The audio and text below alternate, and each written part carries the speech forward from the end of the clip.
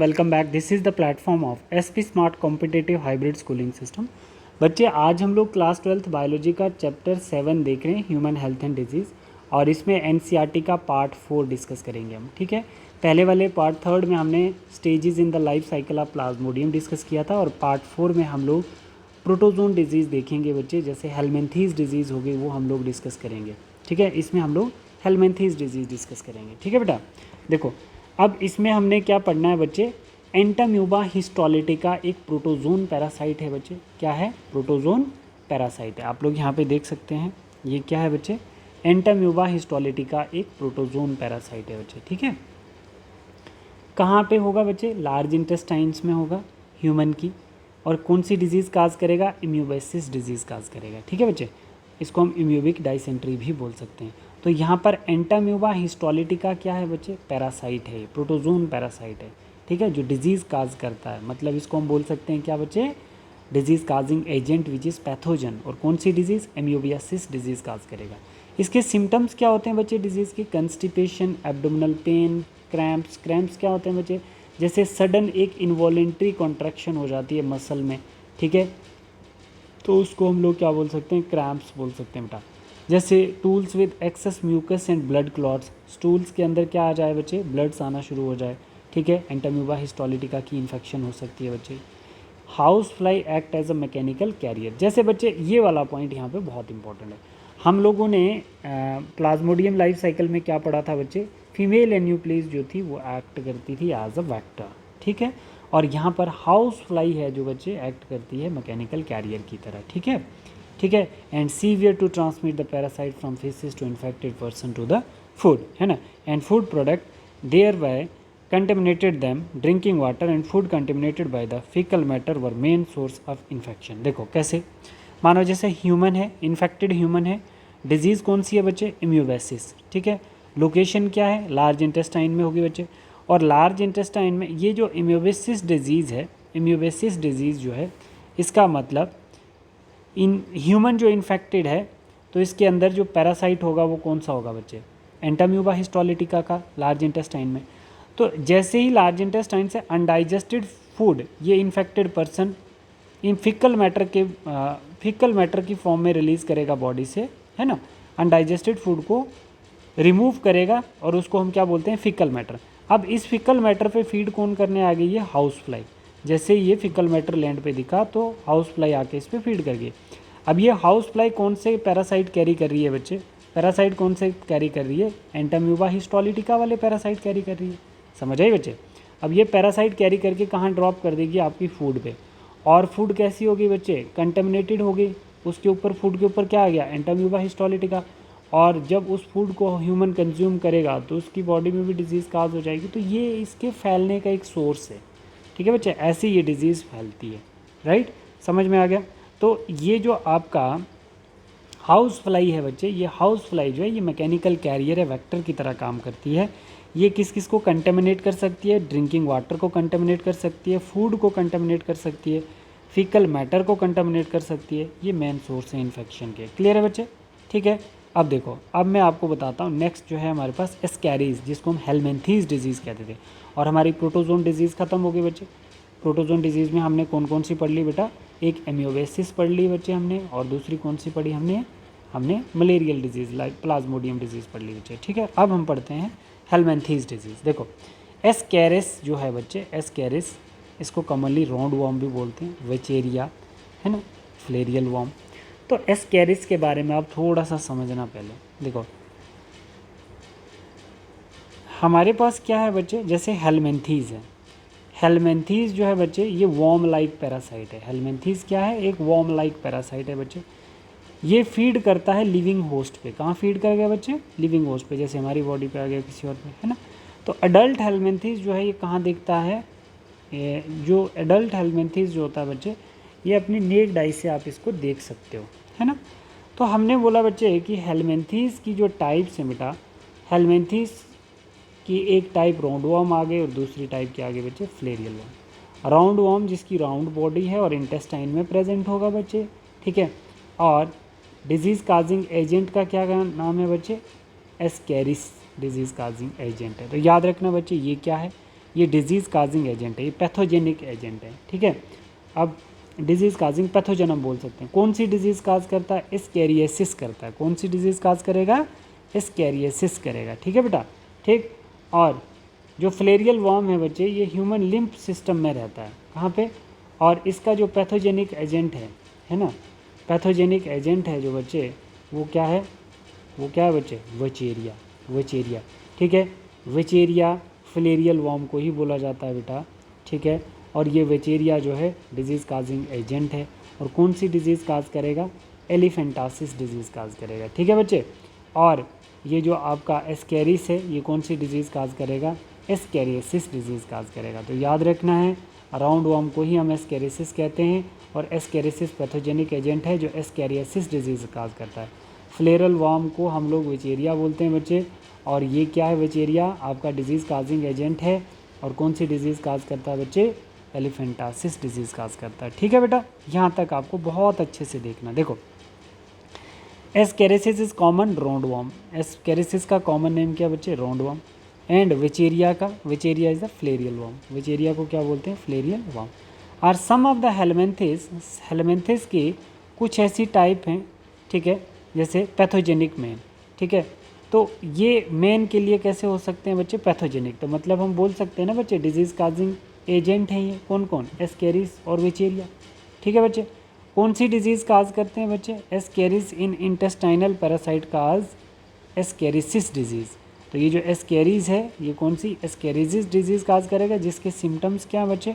Internal bleeding, muscular pain, fever, anaemia, blood कम हो जाना और ब्लॉकेज ऑफ इंटेस्टाइनल पैसेज, है ना, कंस्टिपेशन हो जाना। ये क्या करेगा? The egg of the parasite are excreted along with the faeces, ठीक है, of the infected persons which contaminated soil. मानो कोई एस्केरिसिस डिजीज़ से ग्रस्त होगा, कोई बेचारा बीमार होगा, कौन सी डिजीज़ से? Ascaris.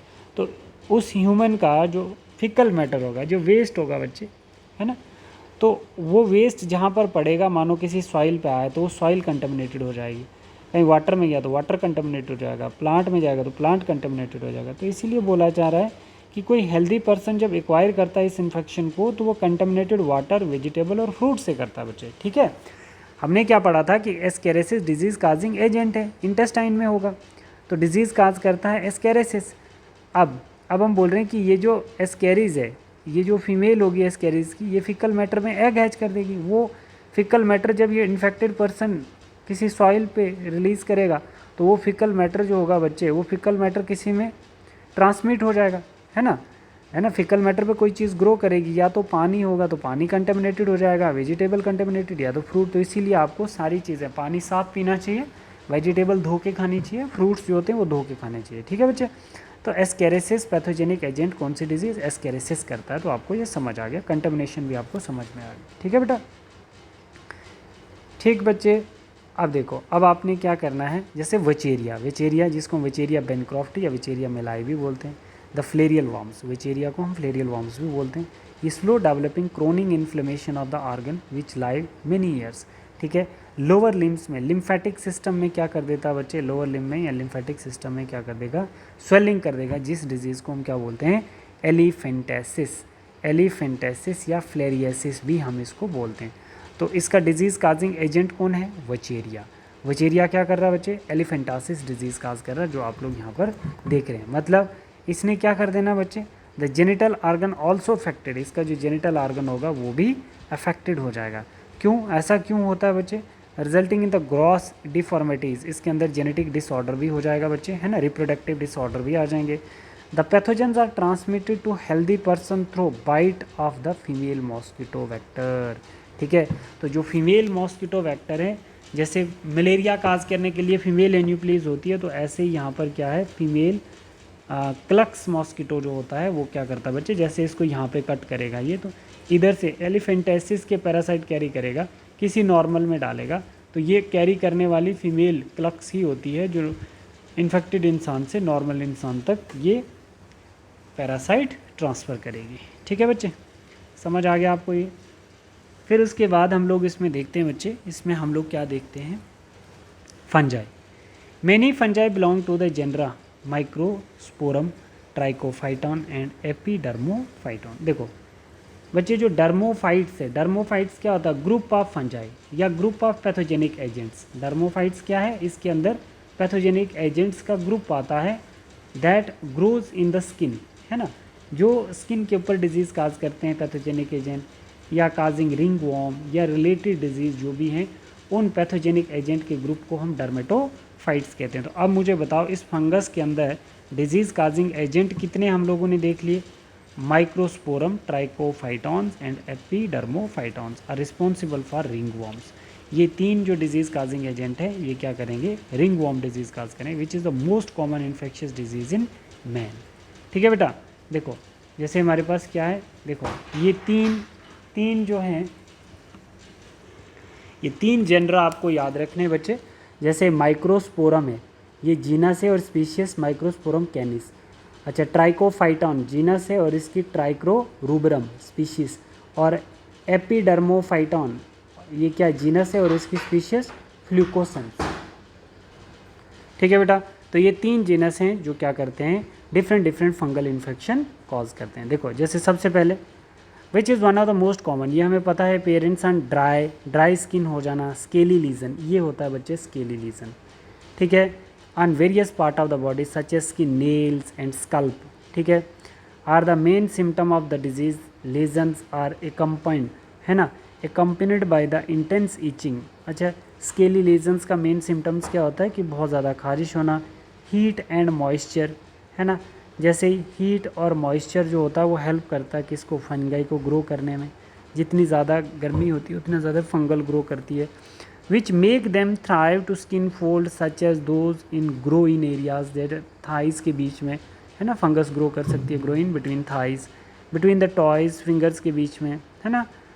Ring warm are generally acquired from soil, है ना, जो रिंग वॉर्म होती है बच्चे कहाँ से एक्वायर होती है, सॉइल से, या बाय यूजिंग टॉवल, एक दूसरे का, किसी इन्फेक्टेड पर्सन का टॉवल यूज़ कर लिया, इन्फेक्टेड पर्सन के क्लॉथ यूज़ कर लिए, even the com of infected individuals. ठीक है बच्चे, तो ये चीज़ें आपने देखनी है। अब देखते हैं कि मेंटेनेंस कैसे है। हम इसकी अगर मेंटेनेंस देखें तो मेंटेनेंस कैसे, maintenance of personal and public hygiene is very important for prevention and control. ठीक है बच्चे, इसमें हम लोगों ने देखा measures for personal hygiene including keep your body clean, consumption of clean drinking water, food, vegetable, fruits. Public hygiene में भी आप कुछ पॉइंट इसमें याद रखोगे, है ना, कैसे कैसे आपने वेस्ट को एक्सक्रीट करना है, पीरियोडिक क्लीनिंग।